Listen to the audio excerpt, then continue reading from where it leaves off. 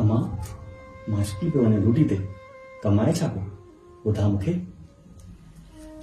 बाबा तव्हां न वञो। बाबा हाणे जेको उस्ताद ड्यूटी ते वञे थो उनखे फोरू मारी था छॾनि।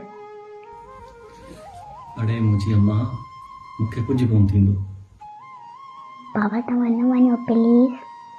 बाबा न के पुलिस छो कोन थी पकड़े।